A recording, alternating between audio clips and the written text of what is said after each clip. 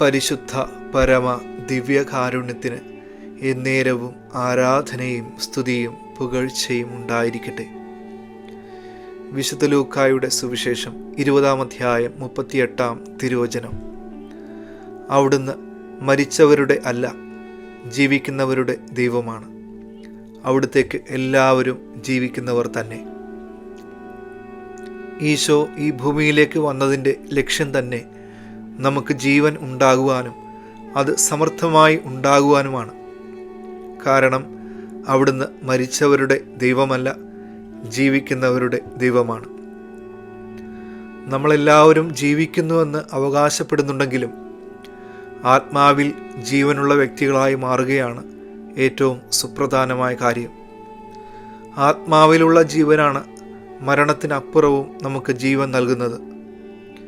ഈശോ ആഗ്രഹിക്കുന്നത് നമ്മൾ ജീവനുള്ള വ്യക്തികളായി അനുദിനം വ്യാപരിക്കണം എന്നുള്ളതാണ്. പാപം ചെയ്യുക വഴി നമുക്ക് നഷ്ടപ്പെടുന്നതും ഈ ദൈവിക ജീവനാണ്.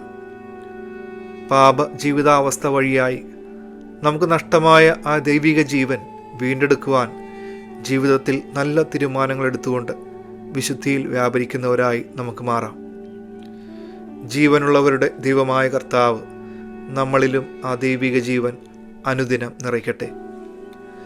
സർവശക്തനായ ദൈവം, പിതാവും പുത്രനും പരിശുദ്ധാത്മാവും നിങ്ങളെ സമർത്ഥമായി അനുഗ്രഹിക്കട്ടെ. പരിശുദ്ധ പരമ ദിവ്യകാരുണ്യത്തിന് എന്നേരവും ആരാധനയും സ്തുതിയും പുകഴ്ചയും ഉണ്ടായിരിക്കട്ടെ.